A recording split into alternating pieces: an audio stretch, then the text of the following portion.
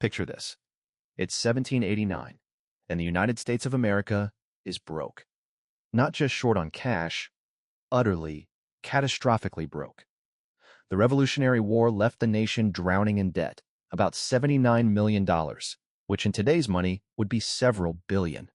States were printing their own currencies, soldiers who fought for independence hadn't been paid, and foreign creditors were circling like sharks. The grand experiment of American democracy was on the verge of collapse before it really began.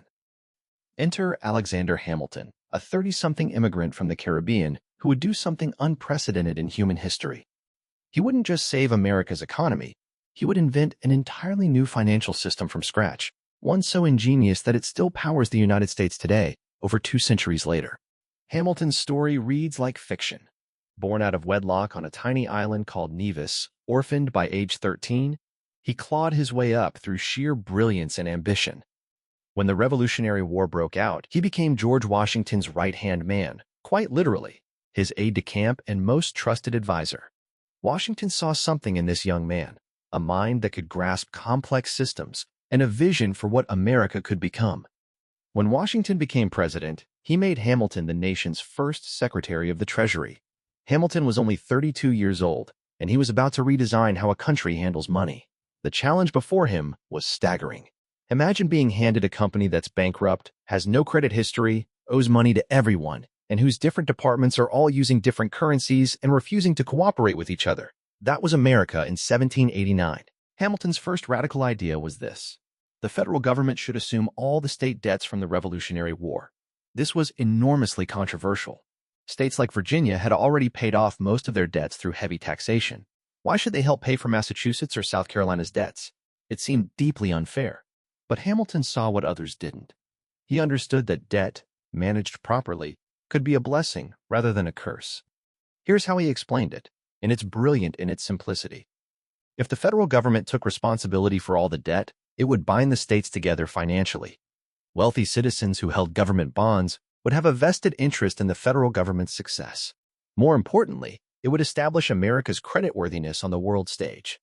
Think of it like this. If you want to buy a house, you need a mortgage, which means you need credit. But to get credit, you need a credit history. How do you get a credit history when you're starting from zero? Hamilton's answer was to take on the debt, but, and this is crucial, commit to paying it back reliably. By assuming the debts and creating a clear plan to pay them with new taxes, particularly on imported goods and whiskey, Hamilton was building America's credit score. The political battle over this was fierce. Thomas Jefferson and James Madison fought Hamilton tooth and nail. The debate nearly tore the infant nation apart. The compromise that saved it happened over dinner, literally. Hamilton met with Jefferson and Madison, and they struck a deal. Hamilton would get his debt assumption plan, and in exchange, the nation's capital would move from New York to a new city built on the Potomac River, close to Jefferson's beloved Virginia. That's why Washington, D.C. exists where it does today. But Hamilton was just getting started. His next move was even more controversial, creating a national bank. The Bank of the United States, as he called it, would be a central institution that could manage government funds, provide loans, standardize currency, and stabilize the economy. Jefferson and Madison were apoplectic. Nothing in the Constitution explicitly gave the federal government the power to create a bank. Hamilton countered with an interpretation of the Constitution that would shape American law forever, the doctrine of implied powers. He argued that the Constitution gave Congress the power to do what was necessary and proper to carry out its explicit duties. Since managing the economy was clearly a federal responsibility, creating a bank was constitutional. This debate wasn't just about banking. It was about the very nature of American government. Jefferson wanted a limited federal government with power concentrated in the states. Hamilton wanted a strong central government that could act decisively. President Washington, after reading both men's arguments, sided with Hamilton. The Bank of the United States was born in 1791. Here's what made it genius. The bank was a public-private partnership. The federal government owned 20%, but private investors owned the rest. This meant the bank had to operate efficiently, like a private business, but it served public purposes. It could lend money to the government during emergencies, provide a stable national currency, and make loans to businesses to stimulate economic growth. Think about your own experience with banking today. You deposit money, the bank keeps it safe, you can write checks or use a debit card, and businesses can get loans to expand. None of this was guaranteed in early America. Many places still operated on barter. Hamilton's bank created the infrastructure for modern commerce. His third major innovation was a system of tariffs and taxes to fund the government. The whiskey tax, in particular, hit frontier farmers hard because they converted their grain to whiskey for easier transport and sale. This led to the Whiskey Rebellion in 1794, where farmers in western Pennsylvania refused to pay and attacked tax collectors. Hamilton saw this as a test of federal authority. He convinced Washington to personally lead an army of 13,000 troops, larger than any force Washington commanded during most of the Revolution, to put down the rebellion. This sounds harsh, and it was. But Hamilton's point was existential. A government that couldn't enforce its own laws wasn't a government at all. The rebels dispersed without major bloodshed, and the message was sent. The federal government was real, it had power, and it would use it. Now, let's talk about why this matters today, because Hamilton's fingerprints are all over modern America. That debate about the national bank? It led directly to the Federal Reserve System, created in 1913, which manages America's money supply and interest rates. When the Federal Reserve lowers interest rates to stimulate the economy or raises them to fight inflation, that's Hamilton's intellectual descendant at work. The idea that federal debt isn't necessarily bad? That's pure Hamilton. Today, the U.S. national debt is over $34 trillion, and economists continue to debate the same questions Hamilton raised. When is debt useful? When does it become dangerous?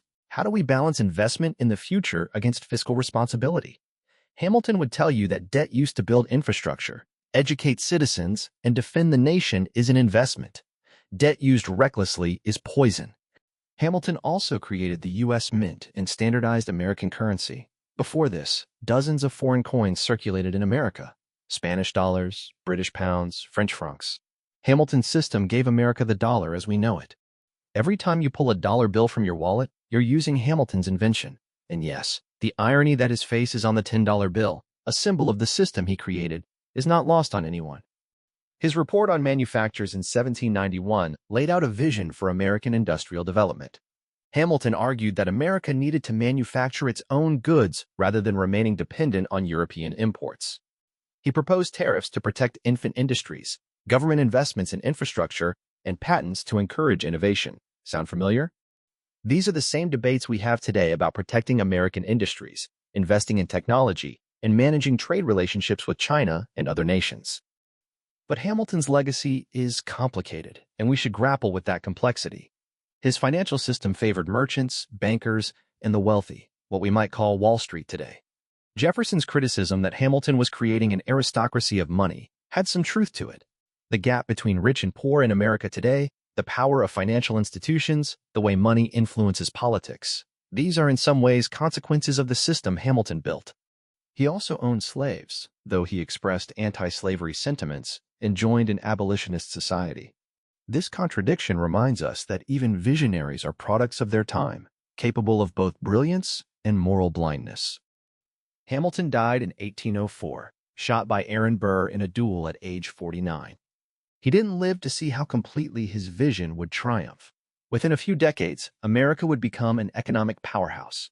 By the late 1800s, it was the world's largest economy. Today, the U.S. dollar is the global reserve currency. American financial markets drive world markets, and the institutions Hamilton designed remain central to how the country functions. What can we learn from Hamilton's story? Perhaps this: that imagination matters in politics. Hamilton looked at a broken, bankrupt nation and imagined something that didn't exist: a modern financial system that could support democracy and prosperity. He had the courage to think systematically, to see how different pieces fit together, and to fight for his vision even when it made him deeply unpopular. He also understood something profound about human nature, that self-interest, properly channeled, can serve the common good. By making wealthy citizens stakeholders in the federal government's success, by creating institutions that align private profit with public benefit, he turned potential enemies of the new nation into its most ardent defenders. In our own time of economic anxiety, political division, and questions about America's future, Hamilton's example reminds us that nations are built by people who dare to imagine them differently, who understand that finance and governance aren't dry technical subjects but the very infrastructure of freedom, and who have the skill and courage to turn vision into reality. The financial system he designed over 2 centuries ago still structures our daily lives, still shapes our possibilities, and still challenges us to ask, what kind of nation do we want to be? How do we balance liberty and order, wealth and fairness, individual ambition and common purpose? Hamilton gave us tools to build with. What we build is up to us.